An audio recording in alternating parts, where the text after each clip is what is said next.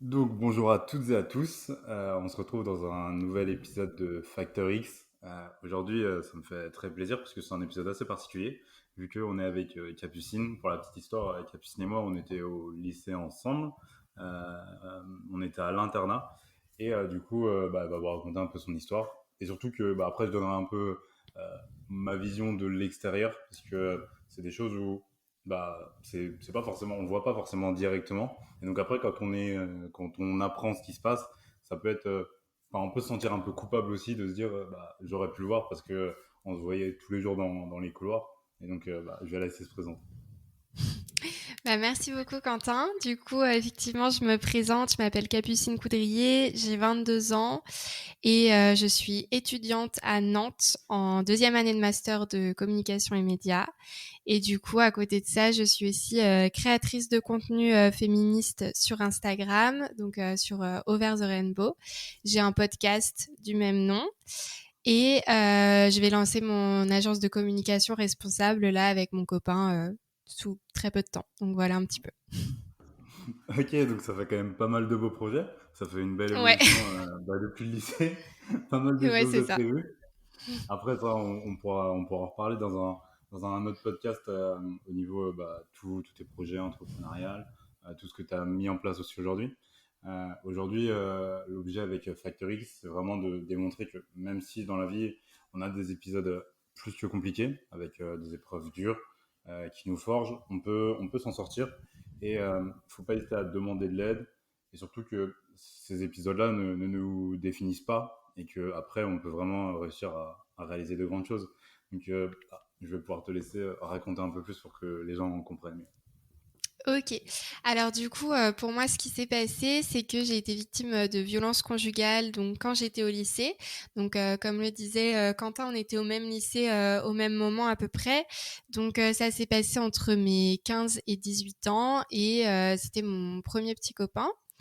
Donc voilà, et puis c'était tout type de violences, des violences psychologiques évidemment, physiques, sexuelles, etc. Et du coup, ouais, ça a duré 3 ans et moi, j'arrivais pas du tout à comprendre ce que je vivais à ce moment-là, parce que pour moi, les violences conjugales, déjà, c'était uniquement des violences physiques parce que c'est vrai que c'est ce qu'on voit beaucoup. Donc je me disais, bah, si je suis pas défigurée, si j'ai pas un œil au beurre noir, etc., c'est que ça doit pas vraiment être de la violence conjugale. Et en plus de ça, deuxième souci, j'étais super jeune, donc j'étais mineure, mon copain aussi. Et en fait, bah, tout simplement, j'avais jamais entendu personne parler du fait que ça pouvait arriver chez les mineurs. Donc du coup, beaucoup de situations qui ont fait que j'ai pas du tout compris ce qui se passait à ce moment-là de ma vie, en fait. Ok, bah oui, puis c'est pas étonnant aussi parce que c'est des choses où, comme tu l'as dit, on a souvent l'impression que ça arrive de loin aux autres personnes et à chaque fois qu'on en parle, c'est vraiment dans des cas assez extrêmes et Mm. pourtant la violence conjugale, ça peut commencer par des mots, ça peut aussi C'est ça. commencer par, il n'y a pas besoin de qu'il y ait vraiment des bleus ou des grosses marques physiques, c'est déjà psychologiquement. Ouais, tout à fait, ouais. C'est exactement ça. Et du coup, après, dans ces moments-là, qu'est-ce qui est, enfin, comment toi, t'arrivais, enfin, comment tu ressentais la chose, surtout sur les débuts, parce que à 15 ans, on n'a pas forcément la maturité, le recul que tu peux avoir aujourd'hui, ni même les informations qui circulent, parce que c'est pas quelque chose, encore moins en 2015, qui était vraiment médiatisé comme aujourd'hui. Donc, comment tu pouvais réussir à vivre la chose de l'intérieur? Bah justement, c'était très difficile parce que c'est une situation où on se sent très seul. Et c'est pour ça qu'en fait, c'est hyper important de parler de ces sujets-là parce que les violences conjugales, ça touche énormément, énormément de femmes. Enfin, ça touche aussi des hommes, mais en l'occurrence, la grande majorité du temps, c'est des femmes. Et en fait, ça arrive beaucoup plus qu'on ne le croit, et notamment à des personnes qui nous entourent et qui sont là autour de nous dans la vie de tous les jours. Et en fait, on peut pas s'en douter. C'est très difficile. difficile. Donc effectivement, je me sentais très seule et j'avais extrêmement honte aussi. En tant que victime, on est vraiment, on est constamment humilié. On a honte parce que notre partenaire nous fait sentir que on est moins que rien et que on est minable, etc. Donc déjà, on a honte de ça et en plus, on a honte parce qu'il y a une partie de nous qui sait qu'il y a quelque chose qui va pas et qu'il y a quelque chose qui est problématique, mais en fait, on n'arrive pas à vraiment comprendre ce qui se passe, mais on sait, enfin moi, je le vivais vraiment comme ça, quand je me remets dans ma tête à l'époque, c'était, je voyais qu'il y avait quelque chose qui n'allait pas, sauf que pour moi, c'était pas assez grave pour que ce soit des violences conjugales, donc je me disais, ok, bah c'est pas ça. Pareil, pour ce qui est violence sexuelle, moi j'étais au lycée au moment de MeToo, donc j'entendais parler des violences sexuelles, agressions sexuelles, viols et tout, je savais ce que c'était, mais pareil, je me disais, bah en fait, je pense pas que ça puisse arriver de la part de son copain. Je pense pas que ça puisse arriver si jeune. Donc en fait, j'avais plein d'éléments, mais je m'identifiais vraiment à 100% à aucun. Et du coup, j'étais vraiment super seule et je savais qu'il y avait quelque chose qui était pas normal et que c'était pas bien ce qui me faisait, sauf que j'avais trop honte pour en parler parce qu'à côté de ça, j'étais une personne, enfin, j'ai toujours eu beaucoup de fierté, etc. Et j'étais aussi assez pudique sur mes émotions et j'avais pas envie déjà de montrer que j'étais faible parce que c'était clairement une forme de faiblesse pour moi et de demander de demander de l'aide à des proches, pour moi, c'était pas du tout envisageable parce qu'il y avait aussi une autre partie de moi qui voulait le protéger et qui me disait, bah peut-être que il va changer, il va arrêter. Et du coup, faut pas que j'en parle parce que sinon tout le monde va le voir comme quelqu'un de méchant. Et moi, je voulais pas du tout ça. Donc voilà, c'était un mélange un peu de tout ça qui se passait dans ma tête à ce moment-là. Ouais, donc quand même hyper compliqué à gérer des situations comme ça. Parce qu'au final, personne ne peut vraiment comprendre ce que tu ressens. Et surtout, en plus, à cet âge-là, je pense que enfin, ça doit être quand même vachement compliqué d'arriver et de pouvoir poser des mots, et des mots qui sont quand même vachement forts. Parce que, Mm. après, pour se protéger, il y a peut-être aussi une forme de déni de la part du corps qui se dit, bah, ça arrive aux autres, mais ça peut pas m'arriver à moi. Enfin, c'est trop gros et trop violent. Ouais, carrément, même que, enfin, j'étais tellement dans une forme de déni, comme tu dis, que à l'époque, je savais très bien ce que c'était les violences conjugales et tout, et j'avais même regardé une série, donc avec mon ex qui était violent. On avait regardé une série qui s'appelle Big Little Lies, où en fait Nicole Kidman joue le rôle d'une femme victime de violences conjugales. Et en fait, je me rappelle très bien de voir cette série avec lui et de voir du coup le mari dans la série qui était violent avec elle et tout. Et en fait, je trouvais beaucoup de points communs entre le mari et mon ex dans leur façon d'agir, dans leur comportement et tout. Mais en fait, les violences qui étaient montrées, elles étaient tellement fortes et la vie de cette personne était tellement différente de moi. C'était une femme mariée d'un certain âge qui avait des enfants et tout. Et du coup, je me disais, ok, il y a des points communs, mais c'est pas possible que ce soit ça parce que ça y ressemble pas du tout. Donc c'est dire à quel point j'étais vraiment dans le déni parce que même quand je voyais les choses et que je savais ce que c'était, je me disais non, ça me correspond pas. Ouais, ça enfin, en y repensant, tu vois, on se dit c'est chaud quand même.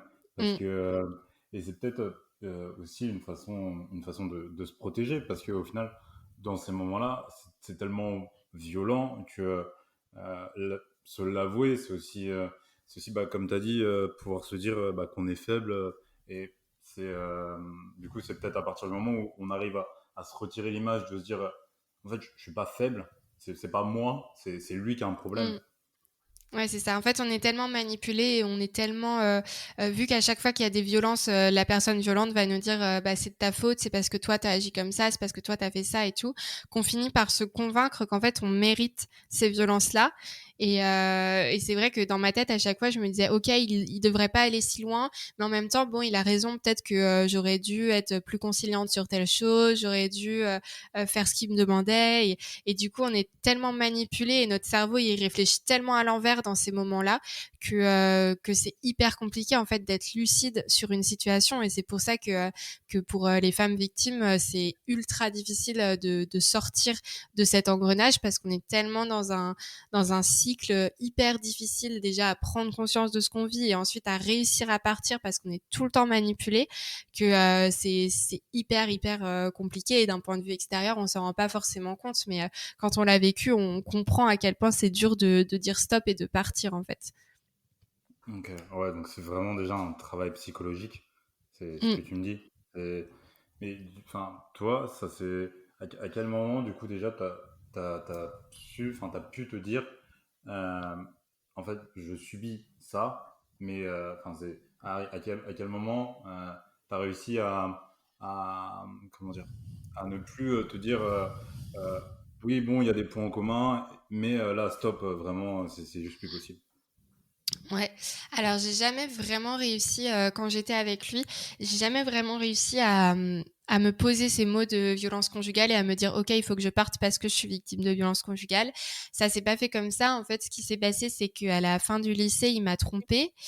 Et en fait, il m'a trompée en janvier et je l'ai appris en avril. Et j'étais à une période de ma vie un peu compliquée. Je venais de perdre ma grand-mère. J'étais à un mois de mes 18 ans, un mois du bac. Enfin bref, c'était une période un peu stressante et compliquée pour moi. Et en fait, je lui avais toujours dit, la seule chose qui fera que moi je te quitterai, c'est que tu me trompes. Parce qu'en fait, je pouvais pas supporter ça.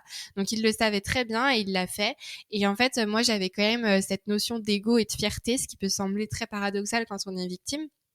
Mais voilà, j'avais ce fort ego et je me disais, en fait, c'est pas possible que je me fasse humilier comme ça. Pour moi, c'était la goutte de trop. Alors qu'en fait, ça peut paraître limite rien du tout par rapport à ce qu'il me faisait subir. Mais pour moi, c'était vraiment la limite que j'avais posée. Et là, il avait franchi la limite. Et du coup, j'ai dit stop et je l'ai quitté à ce moment-là. Et après, ça a été très difficile parce que on était dans la même classe.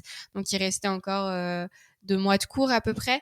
Donc, c'était très compliqué. Il m'a énormément harcelé, menacé, fait du chantage, etc. Donc, c'était vraiment difficile de réussir à couper les ponts avec lui en fait. Et sachant qu'à ce moment-là, j'avais toujours pas conscientisé que j'avais été victime. Donc c'était vraiment une période très trouble pour moi, très compliquée à comprendre en fait.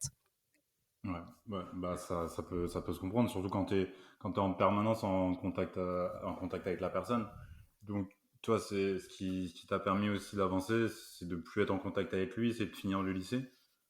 Ouais, c'est ça. En fait, bah, déjà ce qui m'a aidé quand même, faut bien le dire, c'est que, quand on s'est quitté, moi j'étais très isolée parce qu'au final, il m'interdisait vraiment d'avoir des amis, de sortir avec des gens, de voir d'autres personnes que lui. Donc, j'avais des amis dans ma classe, en fait, c'est tout ce que je pouvais avoir.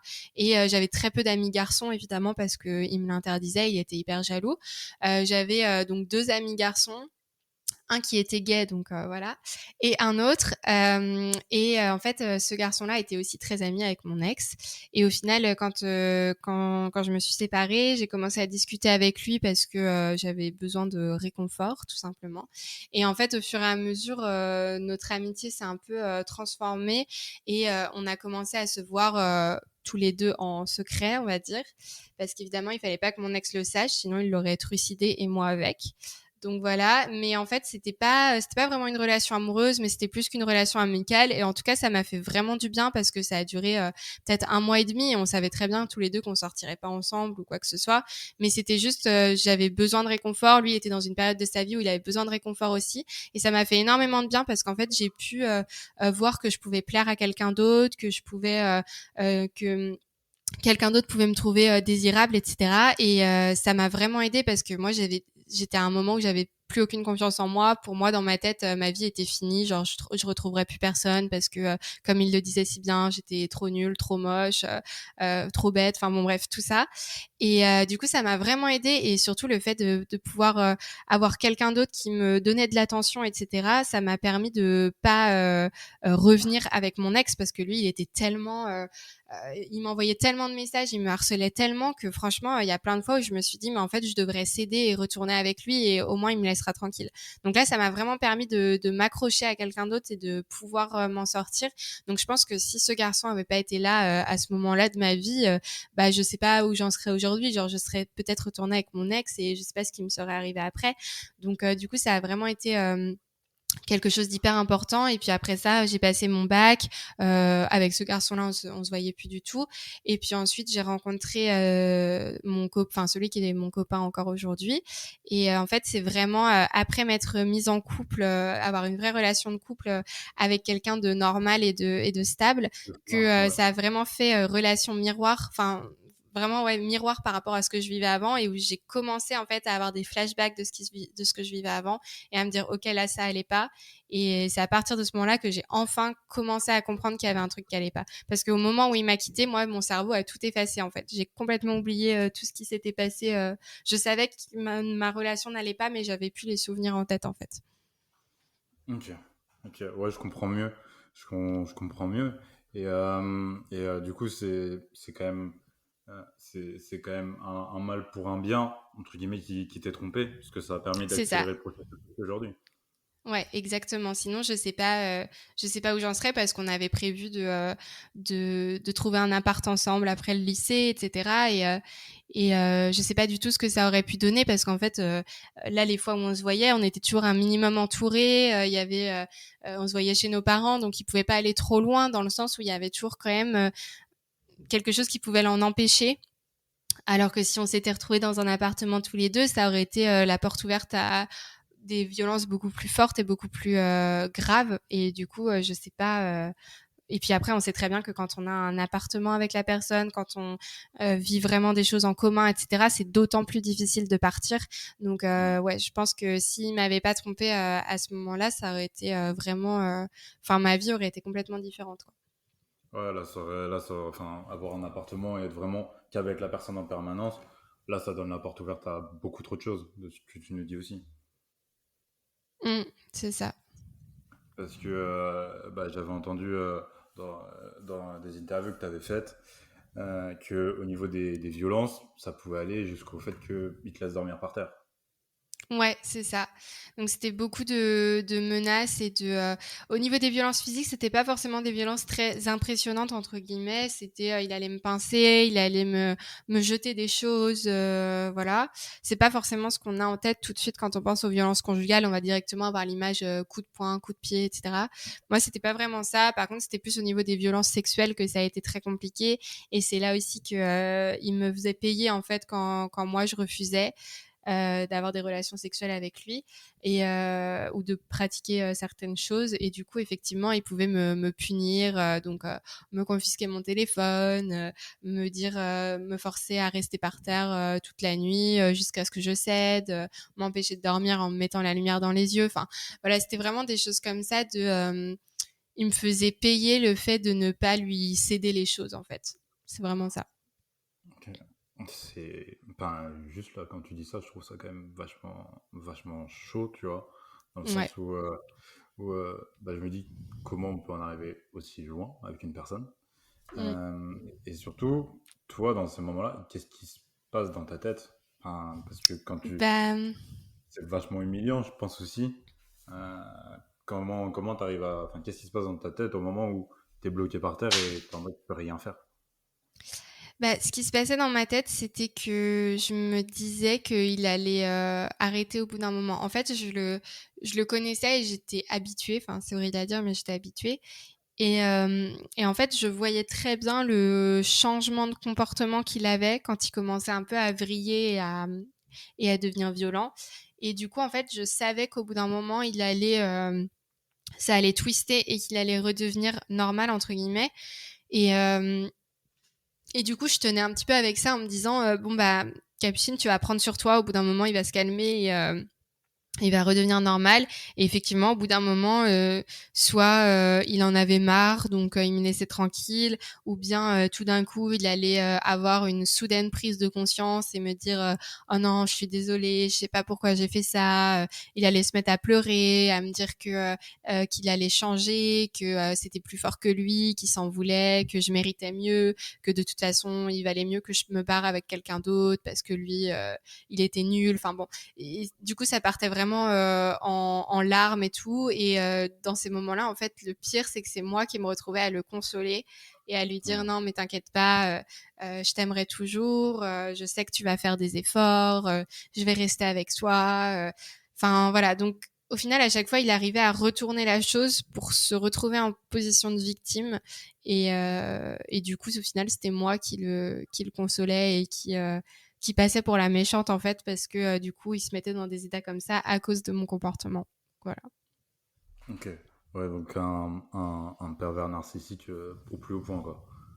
Mm. Et du coup, lui, en gros, son objectif à chaque fois, c'était vraiment de te descendre plus bas que terre et qu'après, retourner à la situation pour que, au final, tu culpabilises, c'est ça aussi? C'est ça. En fait, c'est tout le temps ce qui se passe dans ce qu'on appelle le cycle des violences conjugales. C'est un cycle qui est en 4 phases. Où on va d'abord avoir la première phase qui est le climat de tension, où l'agresseur va installer vraiment un climat voilà de peur, de menace, où en fait en tant que victime, on sait qu'au bout d'un moment ça va exploser, mais on sait pas quand. Après, il y a la deuxième phase qui est la phase d'agression, donc là où se commettent les violences, peu importe le type de violence. Ensuite, il y a la phase de justification. Donc, c'est cette fameuse phase où l'agresseur, tout d'un coup, a une prise de conscience de ce qui vient de se passer. Il va s'excuser. Il va dire qu'en fait, c'est pas de sa faute à lui, mais c'est de la tienne. Et du coup, il renverse complètement la culpabilité. Et la victime, elle est tellement plus bactère qu'elle va se dire, OK, bah, il a raison, c'est de ma faute. Et la dernière phase, c'est la phase de lune de miel. Et c'est le moment où, en fait, l'agresseur change complètement de comportement et qui devient très gentil, très doux, qui devient je sais pas, par exemple, il peut faire des cadeaux, il peut avoir un comportement irréprochable pendant, je sais pas, 1 semaine, 2 semaines, 3 mois. Enfin, ça dépend vraiment de chaque relation. Mais du coup, c'est vraiment ces 4 phases-là. Et en fait, c'est un cycle qui revient en boucle et qui, du coup, fait que c'est hyper difficile de s'en sortir. Ouais, bah, j'en doute pas, parce que du coup, à chaque fois que tu peux te dire, bon, bah, on va arrêter là, au final, il redevient gentil. Et donc, évidemment, tu peux douter, ce qui en soi est tout à fait humain et normal. Ok. Mmh, Et c'est ça. du coup, après, c'est-à-dire que ça crée en même temps de la dépendance affective, j'imagine. Ouais, tout à fait, parce qu'on a l'impression que qu'on vaut rien et que la seule personne qui peut nous apporter de l'affection et de l'amour, parce que en plus vu que on a été coupé de tous nos proches plus ou moins, on se sent très seul. Bah, la seule personne qui peut nous apporter ça, c'est le conjoint violent. Donc en fait, on n'a pas trop le choix. On se dit si je le quitte, je vais me retrouver seule au monde. Il y a plus personne qui va m'aimer. Je vais jamais retrouver quelqu'un. Et du coup, on se dit, bah, genre, je m'en sens pas capable, quoi. Et c'est d'autant plus vrai quand on est très jeune, et c'est pour ça que le taux de violence conjugale est encore plus élevé chez les moins de 25 ans.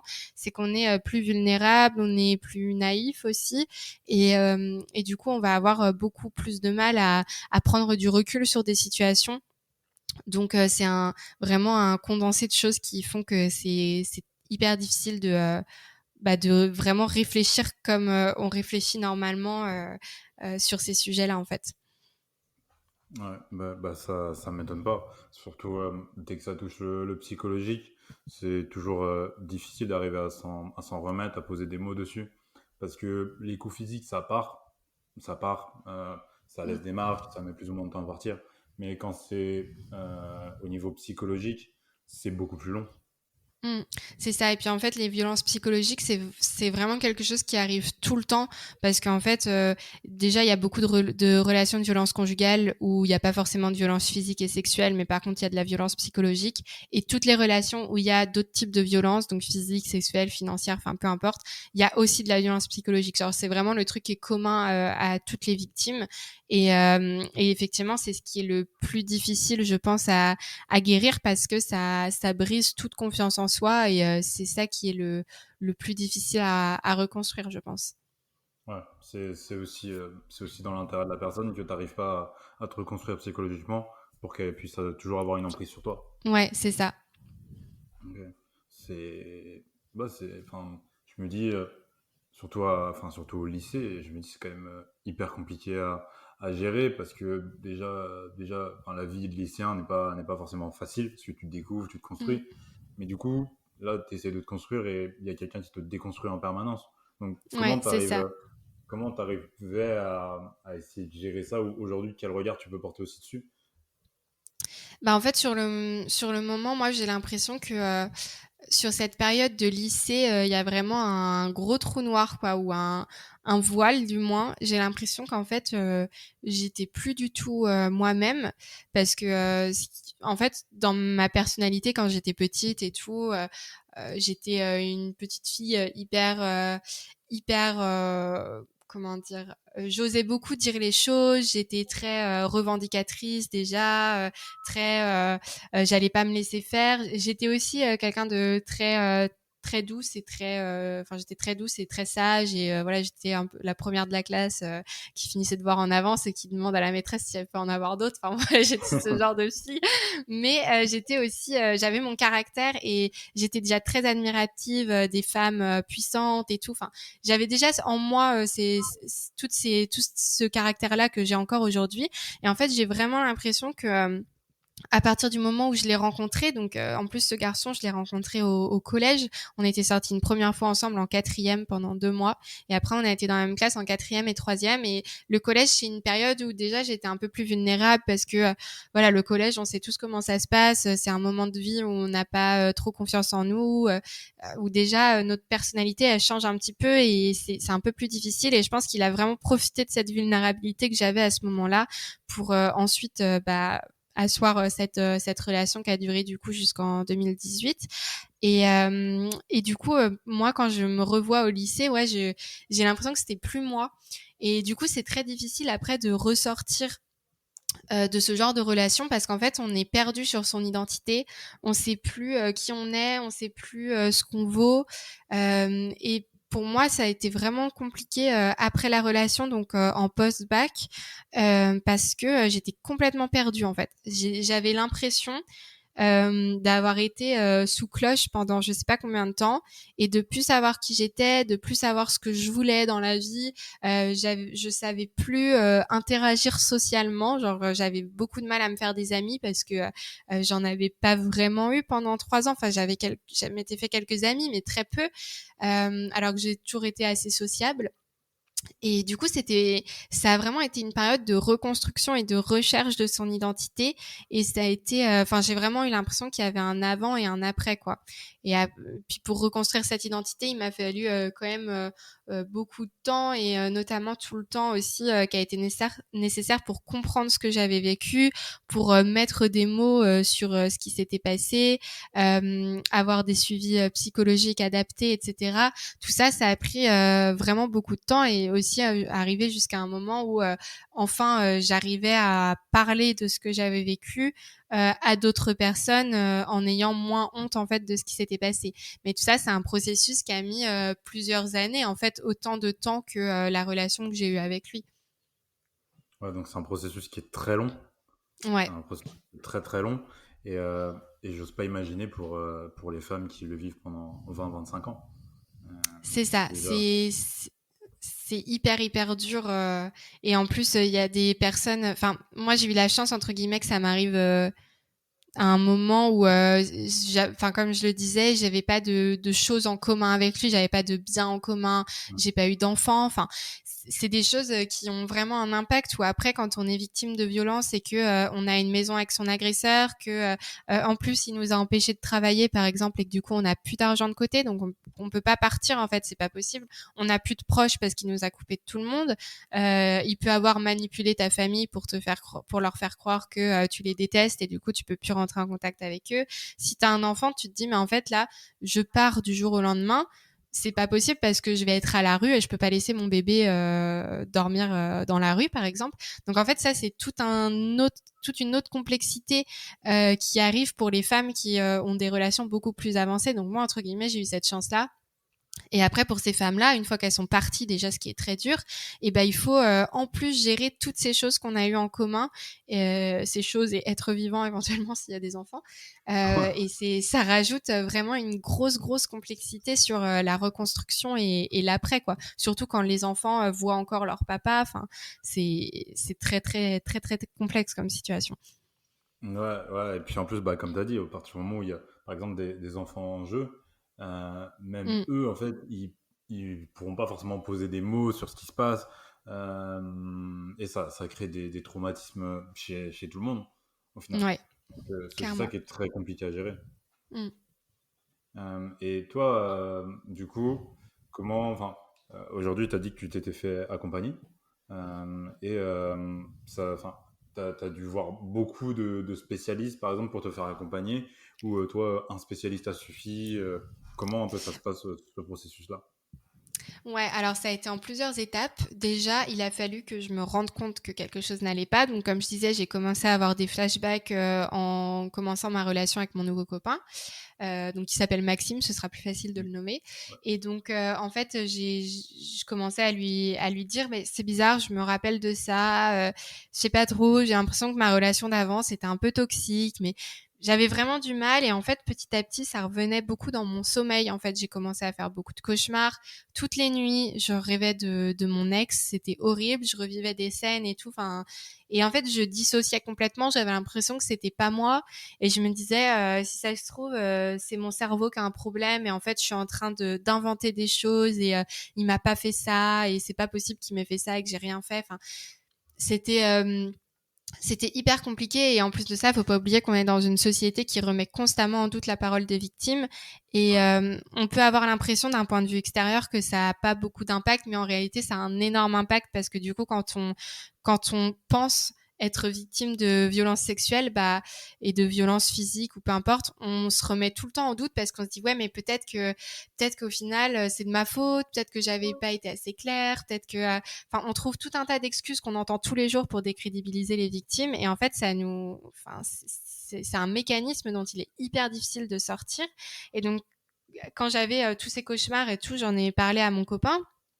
Et Maxime a eu le bon réflexe à l'époque qui a été de se dire en fait moi je peux pas gérer ça je sais que s'il y avait un problème mais je peux pas porter ça sur mes épaules, je suis pas capable de t'aider, j'ai pas les compétences pour. Et du coup il m'a recommandé de discuter avec sa cousine qui avait fait un master dans les violences, enfin dans le sujet des violences faites aux femmes.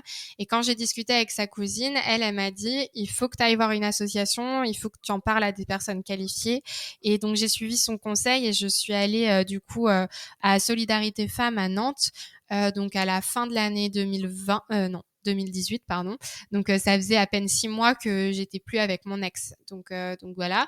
Et en fait, déjà j'avais mis beaucoup de temps parce qu'avant je voulais les appeler, donc ce fameux 3919, et je me disais, en fait le 3919 c'est pour les femmes qui se font battre. Moi, déjà je suis pas sûre d'avoir vécu ça. En plus maintenant c'est plus le cas, donc est-ce que je peux les appeler? Je sais pas. J'ai fini par le faire et du coup elles m'ont dit qu'effectivement il fallait que j'aille à une rencontre avec l'association, donc j'y suis allée. Et en fait, c'était une sorte de groupe de parole. On n'était que deux, donc moi et une autre femme, et on devait raconter ce qu'on a vécu. Et en fait, quand j'ai entendu l'autre femme raconter son histoire, elle avait pas du tout le même âge que moi, pardon, et justement, elle avait eu un enfant avec son agresseur. Et pourtant, j'ai reconnu en fait les mêmes mécanismes, les mêmes étapes, le même processus global. Et du coup à ce moment-là je me suis dit ah ouais ok, donc en fait moi il y avait bien quelque chose qui fonctionnait pas. Et ensuite les bénévoles de l'asso m'ont dit bah oui en fait vous avez été victime de violences conjugales. Et je leur ai dit mais c'est pas possible, les violences conjugales faut être marié, j'étais trop jeune. Elles m'ont dit mais en fait on n'en parle pas, mais nous on en a énormément des très jeunes filles qui viennent nous voir, c'est quelque chose qui arrive beaucoup, etc. Et à ce moment-là, j'ai beaucoup pleuré. En fait, je me rappelle à l'association parce que je me disais, mais comment c'est possible que j'ai vécu ça et que je m'en sois pas rendu compte. Et puis j'avais encore cette culpabilité où je me disais, mais en fait, de toute façon, c'est de ma faute. J'aurais pas dû faire ça. J'aurais pas dû être comme ça. C'était pas de sa faute à lui. Il avait peut-être un problème. Enfin bon, bref, c'est très compliqué. Et du coup, elles m'ont recommandé un psychiatre. Donc j'ai vu un psychiatre pendant 4 séances. Qui m'a surtout aidée au niveau du sommeil parce que j'avais encore beaucoup de problèmes avec mon sommeil et mes cauchemars. Et après lui, j'ai vu une psychologue.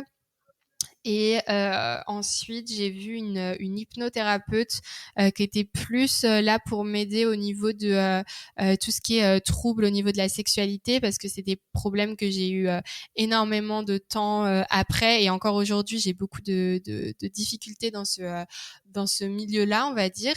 Et donc, en fait, j'ai vraiment vu plusieurs types de professionnels qui, à chaque fois, m'ont aidé pour certains points. Genre le psychiatre, c'était vraiment pour le sommeil. La psychologue, ça m'a aidé un peu à enlever le processus de culpabilité. Et l'hypnothérapeute, c'était vraiment plus pour les troubles sexuels. Et après, j'ai vu un petit peu une sexologue aussi, mais pas très longtemps. Parce qu'il faut pas oublier que tout ça, ça coûte énormément d'argent et que quand on est étudiante, c'est un petit peu compliqué. Surtout que j'en avais pas encore parlé à mes parents. Donc l'argent, je devais le sortir toute seule et c'était trop difficile pour moi en fait. Donc voilà. Ok. Ouais, c'est sûr que Ouais, quand tu m'as dit à chaque fois tous les spécialistes que tu as vus, c'est sûr que oui, ça représente un coût énorme, et ce qui Mm. est dommage d'ailleurs aujourd'hui, Ouais, parce que clairement. du coup, ça permet pas à toutes ces femmes qui vivent de telles, j'arrive, j'arriverai même pas forcément à trouver un mot pour dire la violence dont vous en êtes victime. Et surtout, oui, heureusement, toi, tu étais quand même indépendante financièrement de lui, parce que du coup, c'est là où je comprends encore plus quand tu es vraiment dépendant même financièrement de la personne, bah, c'est pour ça aussi que tu ne peux vraiment pas en parler. Bah ouais, c'est ça, ouais. Et après, du coup, euh, c'est aussi pour ça que je comprends que beaucoup de femmes se posent des questions avant de réellement pouvoir poser un mot sur ce qui s'est passé, et même de pouvoir, par exemple, engager des plaintes ou des poursuites. Parce que vu que comment dire, le discours est toujours remis en cause et qu'au niveau de la justice Mm. française, bah, c'est une justice à deux vitesses, quoi. On sait que, Ouais, par exemple, clairement, ouais. quand il va s'agir d'aller chercher un jeune qui deal de la drogue en 5 minutes, Mm. c'est bon. Et quand il Ouais, c'est s'agit ça. de faire face aux violences conjugales, là, ils sont capables de mettre 2 ans. Là, il y a plus Donc, personne, ouais. ouais, voilà. Et du coup, c'est là où aussi, je comprends que ce soit ultra déroutant et de parfois se dire, en vrai, bon, il a peut-être raison et c'est tout. Je comprends du Mm. coup de ce C'est ça. côté-là. Mm. Tout à fait. Et toi, quel est ton point de vue par rapport à la justice qui va à deux vitesses aussi à ce niveau-là? Bah moi j'ai pu un peu l'expérimenter parce que du coup j'ai porté plainte contre mon ex. C'était vraiment quelque chose que je voulais faire mais que je voulais pas faire tout de suite. En fait quand j'ai compris que j'avais été victime de violences conjugales, déjà pour moi il était hors de question de porter plainte parce que je ne voulais pas gâcher sa vie puisque c'est ce qu'on nous dit beaucoup. Oh là là les victimes vous feriez mieux de pas porter plainte parce que vous gâchez la vie de vos agresseurs. Donc moi j'avais peur de ça et je m'étais dit est-ce que ça va vraiment servir à quelque chose? Je pense pas. Et surtout, je voulais pas porter plainte sans en avoir parlé à mes parents, alors que bon, j'étais majeure, je pouvais le faire, hein, mais c'était plus psychologiquement, j'avais besoin d'attendre que cette étape se soit passée. Donc au final, j'ai réussi à en parler à mes parents l'été 2020 après avoir lancé Over the Rainbow. Et du coup, à ce moment-là, je me suis dit ok, bon bah je vais porter plainte parce que pour moi, c'était un peu une façon de clôturer l'histoire, de me dire au moins j'aurais pas de regrets, je l'ai fait et je pense que ça va servir à rien, mais au moins je l'aurais fait. Et je le faisais surtout non pas pour moi, mais pour les autres victimes éventuelles, en me disant voilà s'il recommence, il y aura au moins ma plainte qui pourra soutenir ces femmes qui parleront et ça peut vraiment changer les choses pour elles s'il y a déjà eu une autre plainte sur le sujet. Donc j'ai vraiment fait pour ça et aussi j'ai mis du temps parce que je voulais ne plus ressentir aucune haine à son égard. Je voulais vraiment être complètement indifférente et le faire de façon vraiment être sûre à 100% que je le faisais pas contre lui mais pour moi.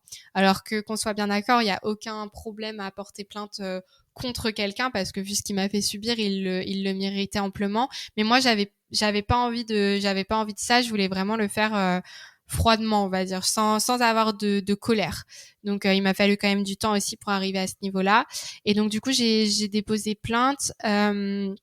Ce qui est bien au commissariat de Nantes, c'est qu'il y a un bureau d'aide aux victimes, donc j'avais pu être préparée. Ma première plainte, ça se passait relativement vite et on m'a dit qu'on me rappellerait pour la suite.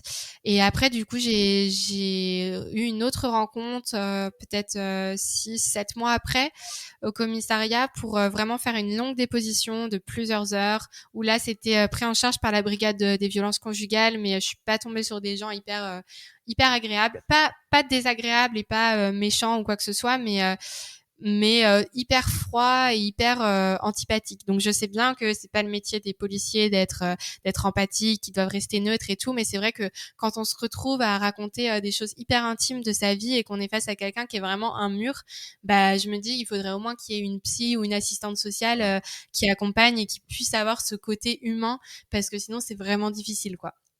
Donc Ouais, voilà, c'est vrai. j'ai refait ça et puis à ce moment-là, donc moi ma plainte, elle avait été qualifiée de violence sans incapacité. C'est-à-dire que dans le droit français, en fait, on établit le niveau de gravité des violences à est-ce que tu as eu besoin d'avoir des ITT ou pas, donc des arrêts de travail. Bien évidemment, moi, je n'avais pas eu d'arrêt de travail, déjà parce que je ne travaillais pas. Ensuite, parce que les violences physiques n'étaient pas suffisamment fortes pour avoir un arrêt de travail.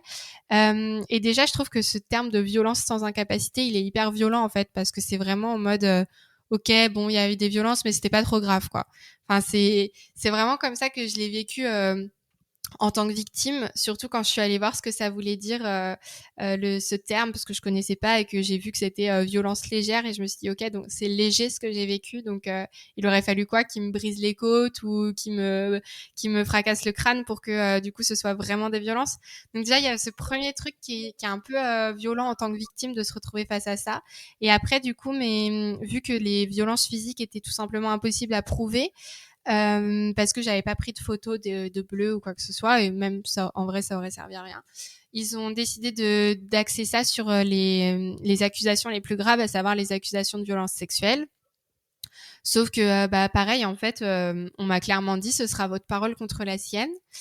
Et visiblement, la parole d'un homme vaut beaucoup plus que celle d'une femme, parce que malgré tout ce que j'ai raconté et tous les détails et vraiment toutes les choses très intimes qu'on m'a demandé pendant ma déposition, et finalement, il a suffi que lui, quelques mois plus tard, il dise qu'il avait rien fait, et c'était fini en fait. Et du coup, comment ça s'est terminé?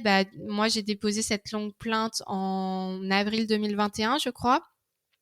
Et on m'a appelé l'été 2021 en me disant c'est bon, la plainte a été transférée dans le commissariat de l'endroit où il habite, ça va pas trop tarder, on va bientôt le mettre en garde à vue et lui poser des questions pour qu'il donne sa version des faits, donc voilà, ça va pas être très long. Et puis finalement, on m'a rappelé 1 an après, donc en juin 2022 là. Et là, je reçois un appel, j'étais en stage, et on me dit bonjour madame, c'est le commissariat de nanana, on vient de placer monsieur nanana en garde à vue. Déjà, ça fait beaucoup d'informations. Entendre le nom de son ex, c'est toujours hyper violent quand on a été victime, ça réveille beaucoup de choses. Et en plus de ça, d'un seul coup, tu as toutes les infos, et le policier me dit est-ce que vous pouvez venir pour une confrontation? Et je lui dis comment ça, une confrontation, c'est-à-dire? Il me dit c'est pour que vous puissiez échanger sur ce qui s'est passé, donner chacun votre version des faits et tout. Je lui dis écoutez, déjà je sais pas si j'ai envie de ça, parce que moi je savais même pas qu'on me poserait la question, je savais pas, ça faisait 1 an que j'en avais plus entendu parler, donc j'y pensais pas, j'étais pas prête. Et en plus de ça, je lui dis écoutez monsieur, en fait je travaille, je suis à Nantes, j'ai pas de voiture, je peux pas venir là, et vous me demandez d'être là dans la minute, c'est pas possible quoi, je peux pas. Et je lui ai demandé si ça allait me porter préjudice de pas venir. Il m'a dit non, de toute façon la plupart des victimes refusent parce qu'elles ont pas envie de se retrouver face à leur agresseur. Normal, moi j'avais pas envie de le voir non plus dans tous les cas. Et il m'a dit je vous rappelle pour vous tenir au courant. Et au final, il m'a appelé 1 heure plus tard en me disant la garde à vue a été levée, donc c'est terminé. Je dis c'est-à-dire c'est terminé. Il m'a dit c'est classé sans suite. Et je lui ai dit mais est-ce que j'ai le droit de savoir ce que mon ex a dit par rapport aux accusations? Il a dit oui, pas de souci. Il a dit que des fois oui, il avait été un petit peu insistant, mais que votre déposition a été complètement exagérée, et que c'était faux, et que il avait rien fait.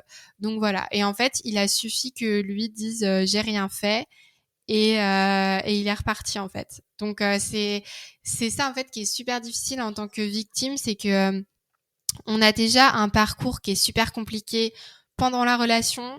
Ensuite, après la relation, c'est hyper dur. Il faut vraiment du temps pour se reconstruire. On se retrouve toute seule.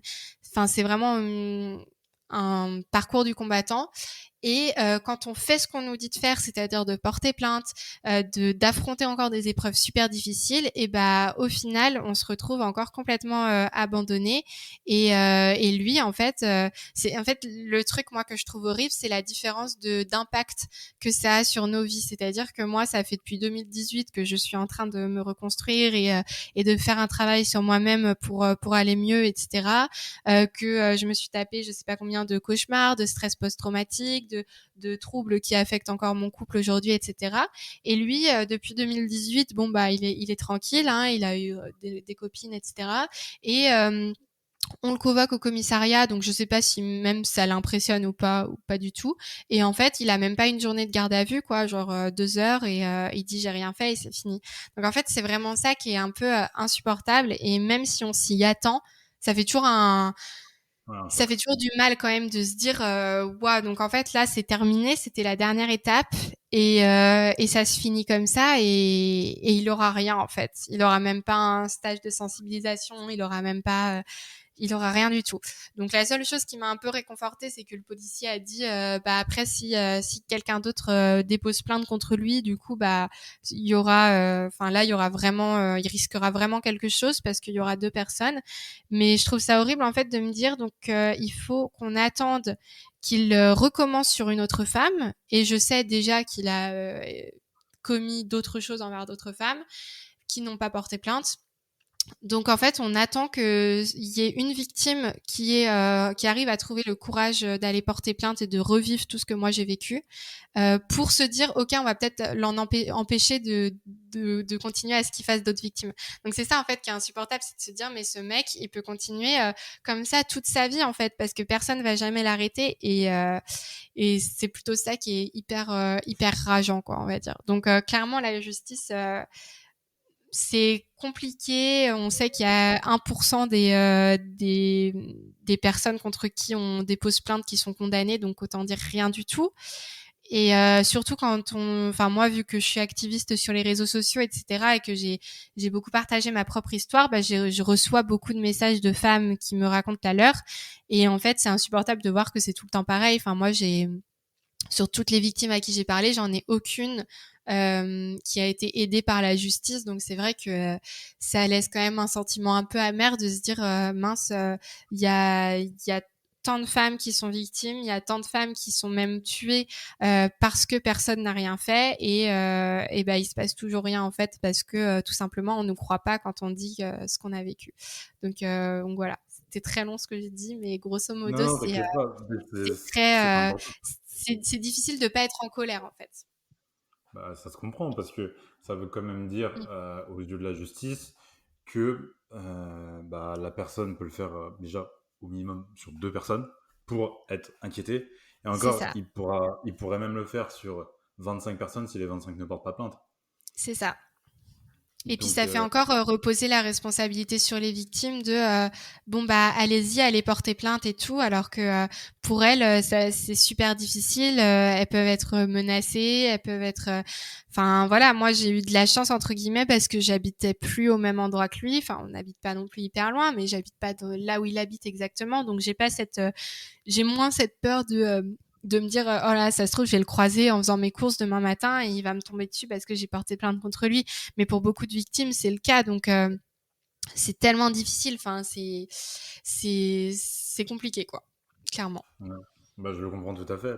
Et c'est aussi pour ça que je comprends mieux pourquoi il y en a plein qui retirent les plaintes après. Parce Mm. qu'il suffit que le mec qui te retrouve, il vienne te mettre une pression psychologique. Et du coup, bah, évidemment, tu retires aussi immédiatement la plainte. C'est ça. C'est Et ça surtout, moi, le. j'étais pas en situation d'urgence dans le sens où il pouvait plus vraiment m'atteindre et me faire de mal. Mais des femmes qui viennent juste de quitter leur conjoint et qui vont porter plainte, bah, en fait, si la police ne leur apporte pas une protection qui est une protection nécessaire, et qu'il la renvoie chez elle, bah, on sait très bien ce qui se passe. C'est retour aux violences, ça peut même, du coup, se terminer en meurtre, très malheureusement. Parce qu'en fait, on ne protège pas ces femmes qui font la démarche d'y aller. Et quand je dis ça, je blâme pas individuellement chaque policier qui reçoit ces plaintes, etc. Le problème, c'est qu'il y a aucun moyen qui est mis financièrement par le gouvernement pour avoir les structures nécessaires, pour avoir les formations nécessaires des forces de l'ordre. Donc en fait, ça changera jamais, malheureusement. On peut faire toute la prévention qu'on veut, etc. Ça changera jamais si on ne met pas le budget qui est demandé par les associations, qui est d'1 milliard d'euros pour vraiment investir dans des systèmes de protection des victimes. Bah en fait, on peut faire toutes les belles promesses du monde et dire que les femmes c'est la grande cause du quinquennat et tout ce qu'on veut, mais en fait ça changera jamais si on met pas les moyens de vraiment mettre un terme à tout ce qui se passe quoi. Ouais, donc, l'argent, c'est clairement le nerf de la guerre de ce que tu dis. Clairement. Et puis on le voit très bien chez nos voisins espagnols qui ont mis ce fameux budget d'1 milliard d'euros il y a quelques années et qui, eux, ont eu un vrai changement au niveau de la prise en charge des victimes de violences conjugales, moins de féminicides, etc. Enfin, on en voit vraiment les effets et c'est dommage qu'on prenne pas exemple sur eux alors qu'on a la preuve juste à côté de chez nous qu'en fait, mettre de l'argent, bah, ça peut vraiment changer les choses et sauver des vies au final. Ouais, c'est ça aussi. Et aussi parce que vu qu'ils ont mis l'argent, bah, les hommes qui le font, ils se disent, ah ouais, je risque réellement quelque chose. Alors Mmh, qu'aujourd'hui, t'es en totale impunité. Et c'est du coup, ça. derrière, ça se comprend, enfin, entre guillemets, ça, quand je dis ça se comprend, c'est pas de façon positive, mais ça se comprend que quand ça arrive avec des personnes qui ont de l'argent, comme ce qui peut arriver en ce moment avec une personne comme Benjamin Mendy, bah, on comprend que ça met, un, énormément de temps, et de deux, que les femmes sont obligées limite d'attendre qu'elles soient 25 pour que vraiment C'est la ça. plainte soit prise au sérieux, parce que quand il n'y en a qu'une seule, au final, bon, on se dit, bon, bah, de toute façon, il a de l'argent, donc dans tous les cas, à la rigueur, même si ça avéré, ça se règle à grands coups de chéquier et ça passe. Mmh, Alors que du coup, là, c'est quand ça. il y en a 8, 10 qui viennent et qui disent ce qui se passe, là, on commence à se dire, ah ouais, il y a peut-être un problème. Et c'est quand même là où il y Mmh, a un problème, parce que c'est dès la première, on devrait se dire, ouais, c'est ça. mais c'est bizarre. Et encore, c'est bien l'exemple que tu donnes avec Benjamin Mendy et tout. Et encore, même là où on voit qu'il y a je sais pas combien de victimes et tout, il y a encore des gens qui disent mais non, c'est des menteuses, elles font ça pour l'argent. Donc ça, c'est le fameux truc, elles font ça pour l'argent. Moi, je connais aucune victime qui est devenue riche en portant plainte, hein, clairement. Bon, moi, j'ai eu de la chance, enfin, de la chance, je sais pas, mais j'ai pas eu besoin de payer de frais d'avocat et tout parce que bah, ça a été classé sans suite, il n'y a pas eu d'enquête, donc voilà. Mais pour des victimes qui vraiment se lancent dans une procédure judiciaire, il y a énormément de frais, sans compter tous les frais qu'on a dépensés avant en psy, etc. Il y a énormément de frais au niveau de la justice et très souvent, ça n'aboutit à absolument rien. Et même quand ça aboutit, la somme qu'on peut avoir, elle est dérisoire par rapport à tout ce qui a été dépensé. Donc ça, c'est vraiment un truc qui me fait pas mal rire quand j'entends des gens qui disent c'est pour l'argent. Moi, j'attends toujours mon argent, hein, si c'est ça, mais il y en a pas, ça je peux le garantir. Ouais, et puis aussi, au-delà de l'argent, c'est le temps, l'énergie C'est ça. mis pour des affaires comme ça. Le psychologique également, parce que le côté financier, certes, mais au niveau psychologique, il faut réussir à s'en relever aussi. Parce que l'argent Mmh, n'efface pas tout, clairement. même si aujourd'hui, euh, il y a des grosses sommes qui peuvent être versées, ça n'efface pas ce qui a été fait. Et C'est que ça. ça Et en soit plus, un la, choix ou un choix, c'est quand même présent. C'est ça. Et puis en plus, là, j'ai déjà discuté avec des femmes qui ont été dans des procédures judiciaires où elles avaient l'occasion de demander des dommages et intérêts.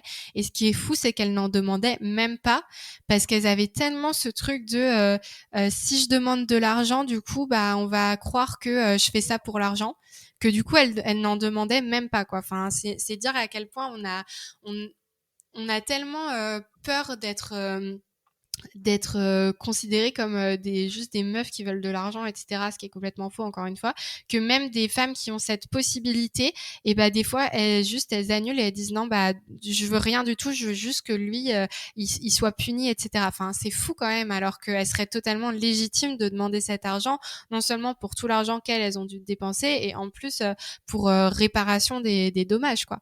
Donc voilà, c'est dire à quel point ça va loin.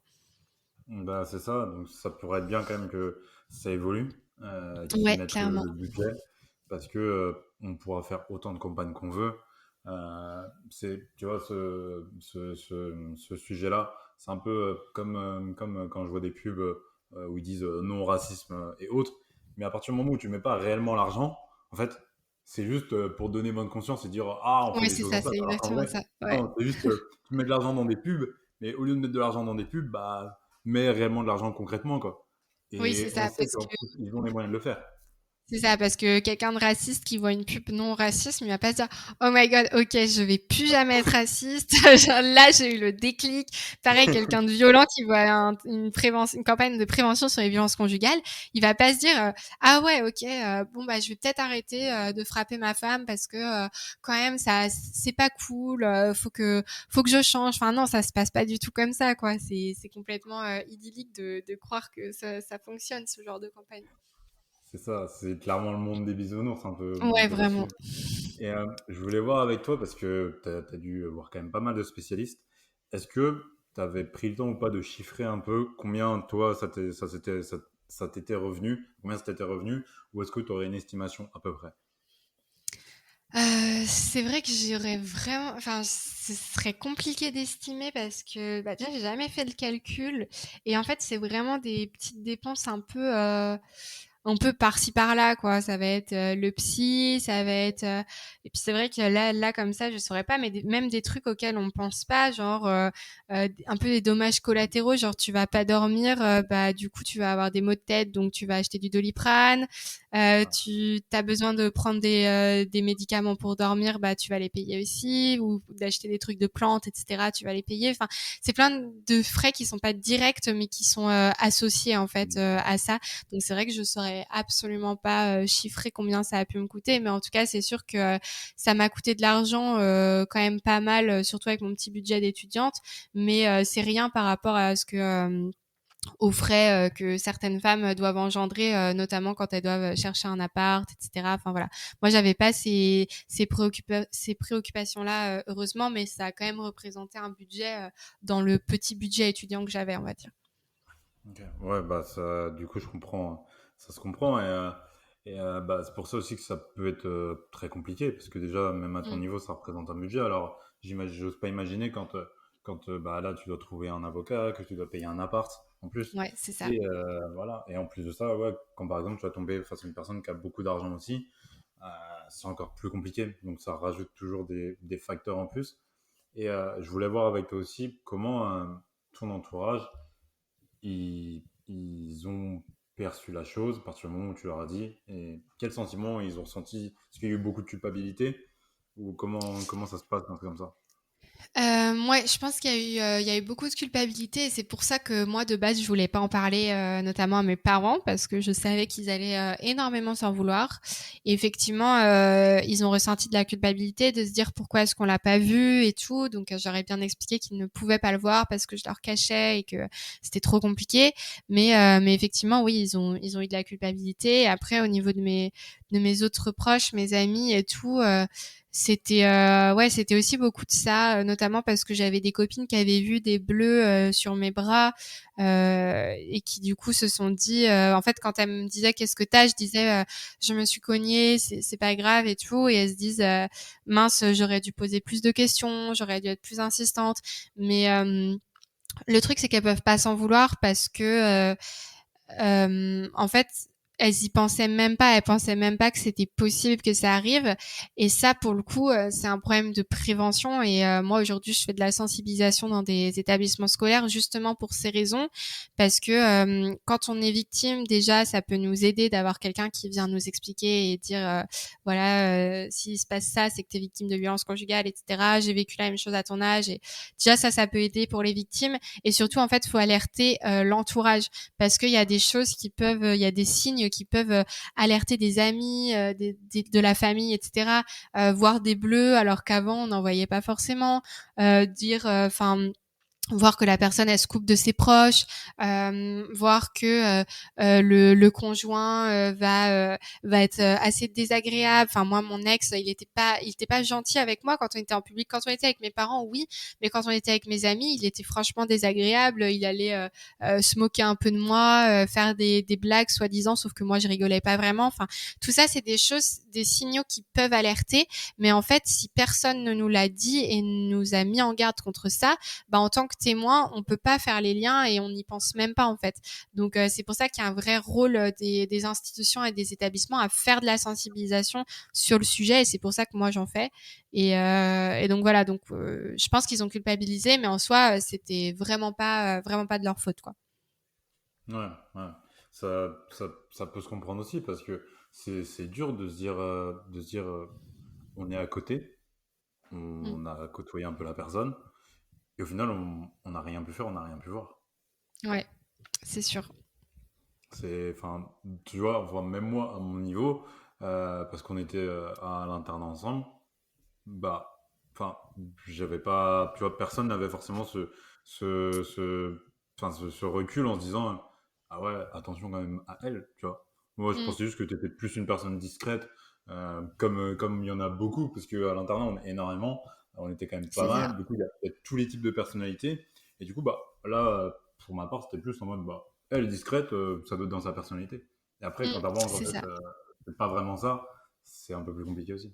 Mmh. Carrément, mais c'est vrai et puis c'est vrai que c'est très difficile après quand on sait que, par exemple, son ami est dans une situation de violence conjugale, c'est hyper dur comme, posture parce que, la personne elle est tellement manipulée que même si on fait, tout ce qu'il faut et qu'on l'accompagne et qu'on l'aide pour qu'elle s'en sorte, bah, c'est tellement dur qu'elle peut tout le temps retomber dedans et en fait on se sent complètement impuissant et en tant qu'ami, c'est difficile de voir une personne qu'on aime ou en tant que famille et cetera, c'est super dur de voir une personne qu'on aime être dans cette situation et se sentir vraiment impuissant. Et en même temps, la seule chose à faire, c'est de rester à ses côtés et de continuer à faire ce qu'il faut et de continuer à être là et d'être patient et d'attendre que la personne ait le déclic pour réussir à partir. Mais ça peut être très très long. Donc, c'est vraiment une posture qui est compliquée aussi. Mm. Ouais, et ce que tu as dit aussi, c'est hyper intéressant, c'est bah, que la personne ait le déclic.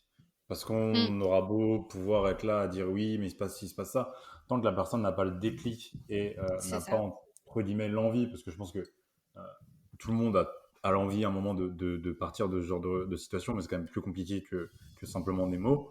Donc, tant que la personne n'a pas l'envie réellement de partir, c'est très, très, très compliqué à gérer, je pense. Ouais, clairement, c'est hyper dur. Donc c'est pour ça que c'est le meilleur conseil que je donne à chaque fois à des gens qui me disent bah voilà ma pote elle est dans cette situation, ma sœur elle est dans cette situation, qu'est-ce que je peux faire? Je leur dis mais dites-leur que vous savez ce qui se passe, que vous êtes là pour elle, que vous pouvez lui apporter toutes les ressources dont elle a besoin, que si elle a besoin de dormir chez vous, elle peut venir, etc.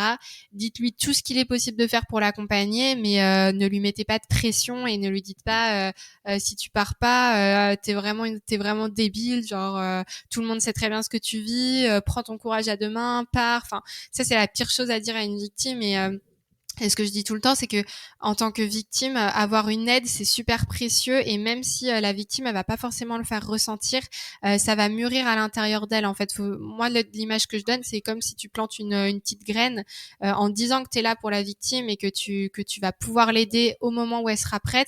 Bah, t'as planté quelque chose et il faut attendre le temps que ça pousse et que ça mûrisse. Et ça peut être très très long et c'est très difficile de l'intérieur. Mais en fait, d'un point de vue extérieur, vous savez pas où est-ce qu'elle en est la plante dans son évolution. Et peut-être que si un jour vous dites bah c'est bon, j'en ai marre, je me casse, débrouille-toi toute seule, et qu'elle était presque prête à partir, bah en fait ça remet tout à zéro et pour la personne c'est pour la victime c'est horrible quoi. Donc je sais que c'est super dur mais il faut vraiment être patient et surtout pas abandonner la personne en question, c'est hyper important. Ouais, parce que du coup, en plus, comme ça permet toujours que la personne se dise, ah, j'ai une porte de sortie. Alors que C'est ça. sinon, elle peut passer en mode désespoir et se dire, en fait, j'ai plus personne sauf lui. C'est Mm. là où ça devient encore plus dangereux. Ouais, carrément. Ok. Et toi, ça t'a pris, entre guillemets, quand je dis ça t'a pris, c'est à partir de quand que tu t'es dit, bah, je vais en parler, je vais partager mon histoire et je vais même en faire des interventions dans des écoles. Alors, ce qui s'est passé, c'est que j'ai créé Over the Rainbow donc en juin 2020 et l'idée de base, c'était pas du tout de parler de ce que moi j'avais vécu. Je voulais même pas trop parler de moi sur le compte, enfin, c'était pas prévu qu'on voit ma tête et tout. Déjà, j'en avais pas encore parlé à mes parents, donc voilà. Et en fait, l'idée de base, moi, c'était vraiment le podcast et donner la parole à des femmes sur leurs histoires de vie. Et en fait, au fur et à mesure du temps, moi, j'ai avancé aussi dans mon cheminement personnel par rapport à ça. Et en fait, en voyant les retours que j'avais sur les épisodes de personnes qui me disaient que ça les avait aidées, que ça leur avait fait du bien de pouvoir s'identifier à quelqu'un, de se sentir moins seule et tout, je me suis dit, bah en fait, moi, j'ai jamais entendu parler quelqu'un qui qui a vécu la même chose que moi à l'adolescence. Et peut-être qu'en fait, c'est arrivé à d'autres personnes et peut-être que je devrais en parler et que ça pourra aider. Et donc, je l'ai fait à ce moment-là sur un épisode de mon propre podcast. Et à l'époque, j'avais peut-être, je sais pas, 600, 700 abonnés. Enfin, c'était vraiment très, très peu. Et c'était principalement des gens que je connaissais de vue, des gens qui étaient au lycée, au collège, des choses comme ça. Et pourtant, à ce moment-là, déjà, j'ai eu énormément de retours de personnes qui m'ont dit, mais j'ai vécu la même chose que toi. Même, du coup, d'autres personnes que je fréquentais, par exemple, au lycée et que je voyais tous les jours. Et je me disais, en fait, on vivait toutes la même chose, chacune dans notre coin. Et personne nous en a parlé et personne nous a aidés et c'est fou, on était là à côté l'une de l'autre et on traversait les mêmes galères sans pouvoir s'en parler. Donc je me suis dit ok, il y a peut-être vraiment un sujet, mais vu que j'avais pas beaucoup d'abonnés, bon voilà, c'est resté comme ça. Et après en avril 2021, j'ai fait un post sur mon Instagram où je parlais de ce sujet en disant que j'en avais été victime et du coup c'est un post qui a été plus partagé et où du coup j'ai reçu beaucoup de messages de personnes que je connaissais absolument pas, qui avaient vécu la même chose. Et là je me suis dit mais attends, il y a vraiment un problème pour qu'il y ait autant de personnes, alors que j'ai très peu d'influence, qu'il y ait autant de personnes qui me contactent. Et du coup ce que j'ai fait, c'est que à ce moment-là, j'ai contacté des journalistes de Nantes et je leur ai dit voilà, je viens de faire un post sur le sujet, j'ai eu tant de retours, je pense que c'est un sujet vraiment important dont il faut parler parce que en fait on est très très nombreuses à le vivre et c'est pas normal qu'on en parle nulle part dans la média. Et du coup il y a des journalistes qui m'ont dit ok bah go. Et du coup à ce moment-là j'ai pu faire quelques interviews, donc d'abord dans la région sur Nantes et puis après du coup sur des médias un peu plus gros, nationaux, etc. Par exemple sur Brut, sur le 1245 d'M6, enfin voilà d'autres types de médias et où en fait à chaque fois bah c'était la même chose, il y avait toujours plus de personnes qui me disaient qu'elles avaient vécu la même chose. Et puis après, finalement, j'avais cette envie de faire des interventions. Je savais pas trop comment m'y prendre. Et au final, c'est un jour deux collégiennes qui m'ont envoyé un message en me disant on est dans un collège en Vendée, on fait une journée sur le féminisme. Est-ce que tu veux venir? Et je leur ai dit bah ouais, carrément. Et du coup, j'ai préparé une intervention sur les violences conjugales. J'avais jamais fait ça, mais je me suis dit bah on va tester, on va voir. Et au final, j'ai fait deux interventions même d'1h30 devant des troisième et quatrième. Ça s'est super bien passé. J'ai eu un super bon rapport avec ce public jeune. Et du coup, je me suis dit, bah, je vais continuer et j'en ferai quand j'aurai le temps à côté de mes études. Et du coup, depuis, j'en ai fait dans d'autres, dans des établissements scolaires, pareil, collège et enseignement supérieur aussi. Mais je peux aussi le faire au lycée. J'ai pas encore eu l'occasion, mais voilà. Ok, bah, c'est hyper louable à toi, parce que tout le monde n'est pas capable derrière, en plus de déjà le raconter sur les réseaux sociaux, mais de s'exposer au regard direct des gens, parce que ça veut dire que tu es quand même vachement avancé dans le processus de guérison, pour pouvoir C'est ça. monter sur une scène, en parler et s'exposer au regard qui peut être hyper violent des gens, des retours qu'ils te font, des commentaires, même des questions qu'ils peuvent te poser. Après aujourd'hui, bah, comme je l'ai vu, t'as aucun problème à pouvoir répondre aux questions. On peut vraiment parler de Mhm. tout. Mais ça aussi, ça peut être. Je pense que c'est ce qui peut être vraiment très compliqué pour Ouais. les victimes. Arriver à s'exposer, à dire les choses et dire bah, si tu me crois pas, c'est pas grave, mais moi, mon histoire, elle est comme ça. J'irai pas dire des choses pour faire plaisir. Ouais, c'est ça, faut avoir un recul quand même sur la situation. Après, les interventions, en général, ça se passe toujours bien parce que les gens, en fait, t'es face à eux et du coup, je sais pas comment dire, mais ils sentent que t'es authentique et ils sentent très bien que tu leur racontes pas n'importe quoi. Et même s'ils te croient pas, à la limite, ils vont pas te le dire, ils vont pas oser. C'est sûr que c'est un peu différent sur les réseaux sociaux, notamment par exemple quand j'étais passée sur Brut, là, j'ai reçu plusieurs commentaires qui disaient voilà, c'est encore une menteuse, elle dit ça pour faire son intéressante. De toute façon, à son âge, ça existe pas les violences conjugales. Enfin, plein de trucs comme ça. Mais moi, j'y étais vraiment préparée. Je savais très bien ce que je risquais entre guillemets en m'exposant. Donc c'était un choix que j'avais fait où je m'étais dit moi je pense que j'ai la capacité de supporter ça parce que j'en suis à tel stade dans ma reconstruction, etc. et parce que je m'en sens capable. Donc autant que je le fasse parce que au moins ça va avoir un impact et ça va pouvoir aider d'autres personnes. Et au final Je regrette pas du tout de l'avoir fait parce que ça m'a apporté énormément de choses. J'ai fait des super rencontres, j'ai vécu des super expériences.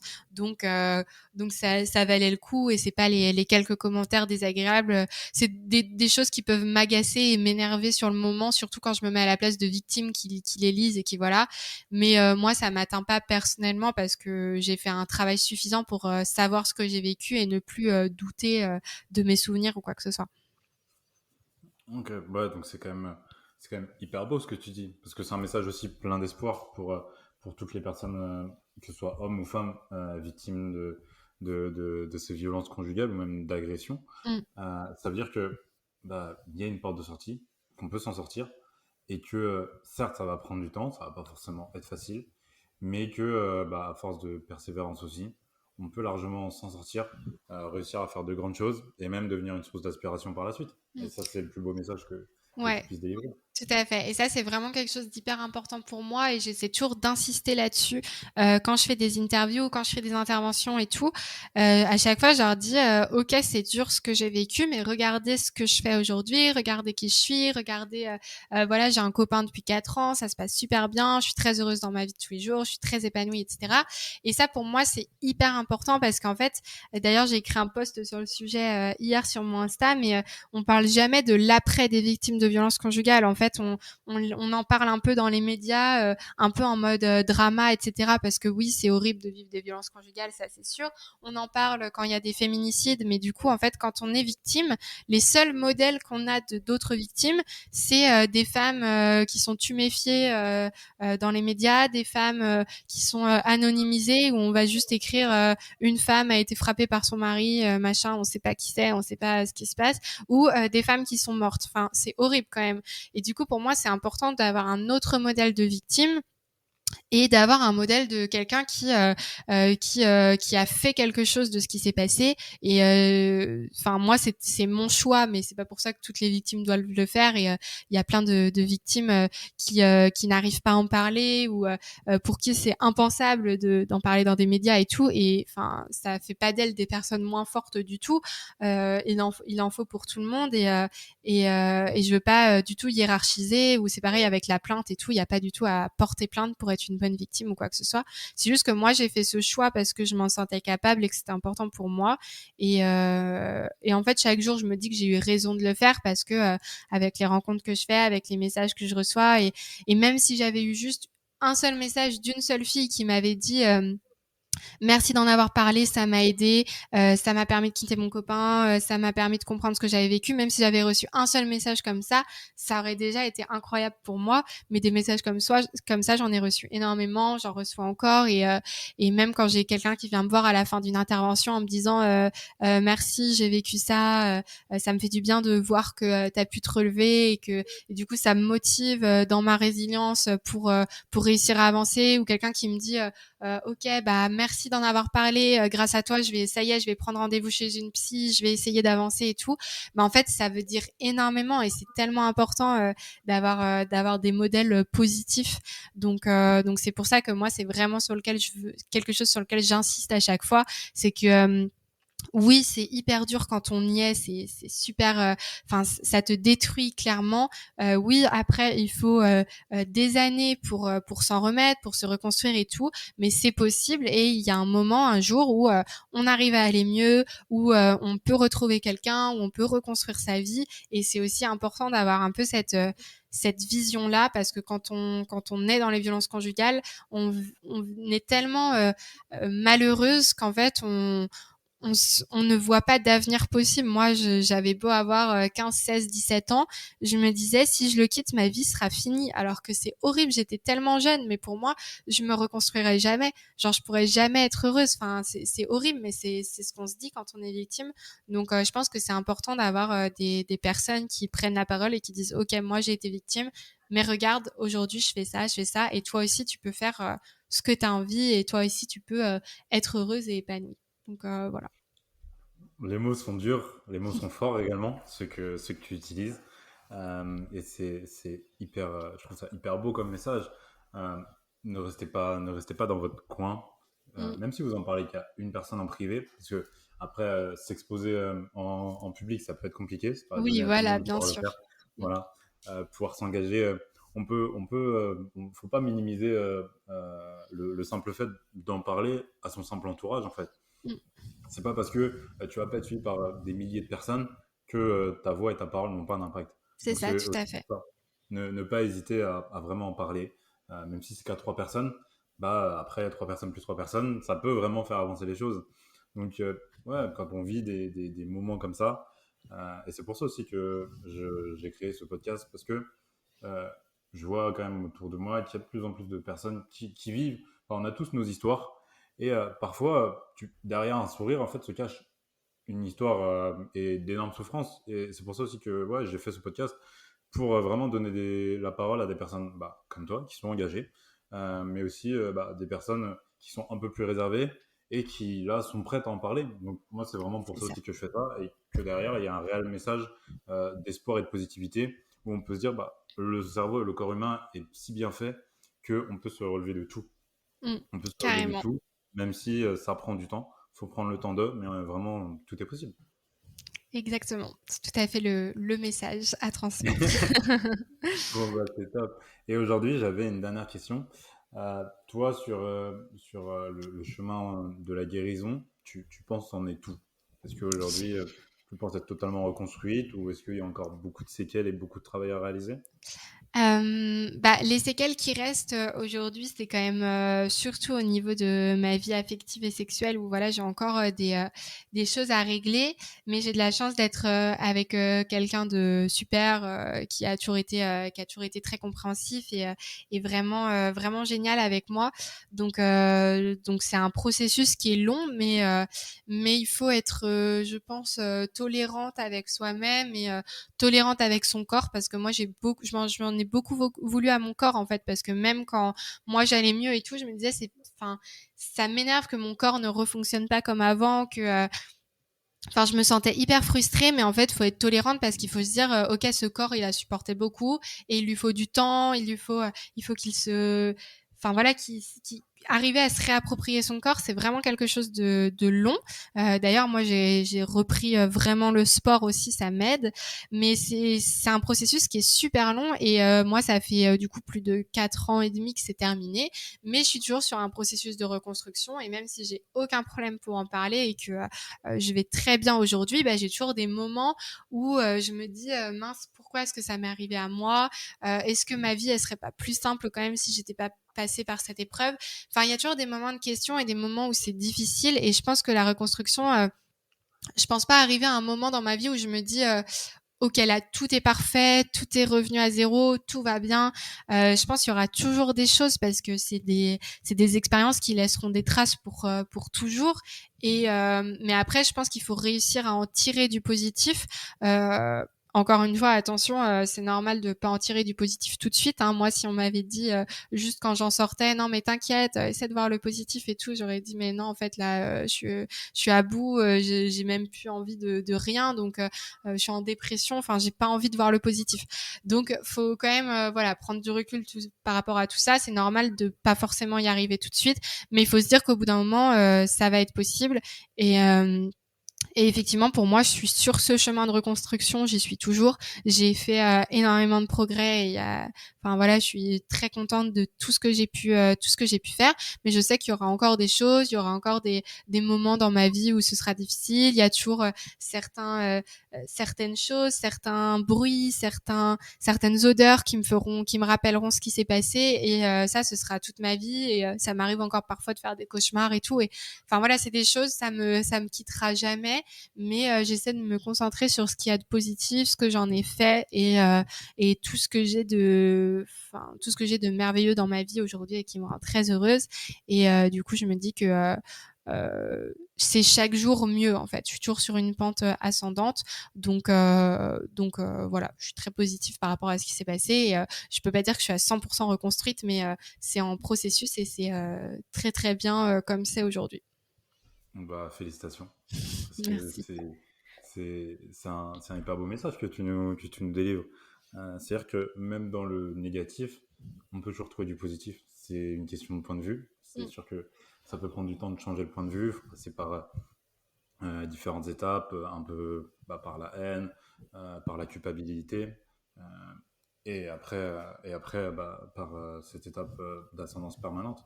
Et du coup, moi, c'est pour ça que je tenais à te remercier vraiment aujourd'hui pour le message que tu as délivré, le temps que tu as pris et ce message plein d'espoir aussi que tu donnes en permanence. Et c'est pour ça que je voulais vraiment faire ce podcast avec toi et cet entretien. Bah, merci beaucoup. Merci de m'avoir donné la parole et de m'avoir écouté pendant. Je vois que ça fait 1h20 que je parle. Je suis désolée, je suis très bavarde. Mais merci beaucoup, franchement. Et puis j'espère que ça va pouvoir aider des personnes. De toute façon, ça sert toujours parce qu'il y a toujours des points communs, même avec d'autres vécus, même si c'est pas exactement ça. Donc, je suis sûre que ce sera très utile. Donc, merci à toi. Je t'en prie, c'est normal. Prends soin de toi en tout cas. Merci beaucoup, toi.